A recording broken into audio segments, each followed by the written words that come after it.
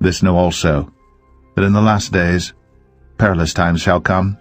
For men shall be lovers of their own selves, covetous, boasters, proud, blasphemers, disobedient to parents, unthankful, unholy, without natural affection, truce breakers, false accusers, incontinent, fierce, despisers of those that are good, traitors, heady, high-minded, lovers of pleasures more than lovers of God, having a form of godliness, but denying the power thereof.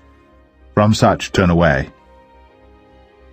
But the fearful, and unbelieving, and the abominable, and murderers, and whoremongers, and sorcerers, and idolaters, and all liars, shall have their part in the lake which burneth with fire and brimstone, which is the second death.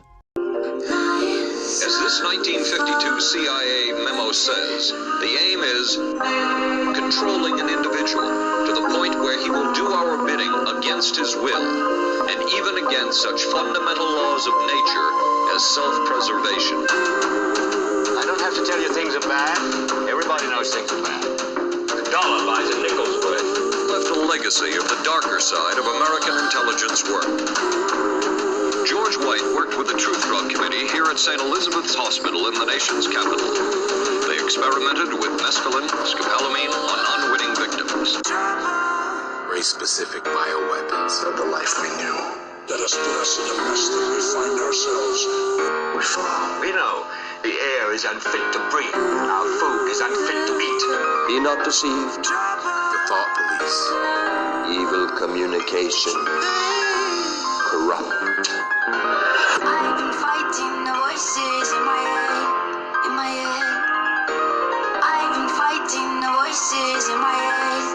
I'm in danger.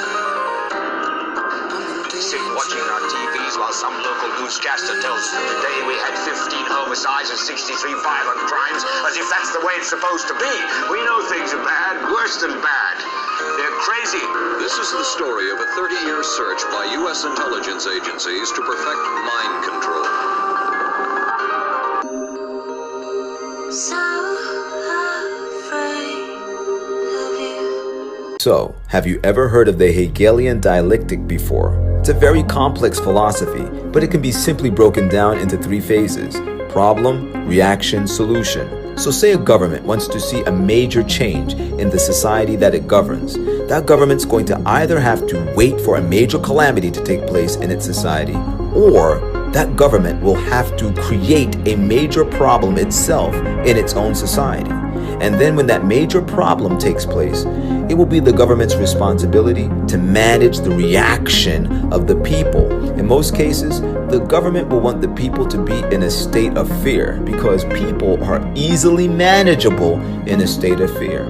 And so when the fear is at an all-time high, the government can suggest a solution to the problem. And that solution will bring about a change in the society that the government wanted from the very beginning. Global medical martial law. They're creating a one-world government. And they're creating a serfdom in that one-world government. And they're taking your political power away from you in that one-world government so they can rule over you in that one-world government. Event 201 is a high-level pandemic exercise hosted by the Johns Hopkins Center for Health Security in partnership with the World Economic Forum and the Bill and Melinda Gates Foundation, the UN, and central banks, a Rockefeller and Rothschild coup, which is nothing more than a false pretext for global regulations, global taxations, consolidation of power and natural resources, in addition to population control and global governance.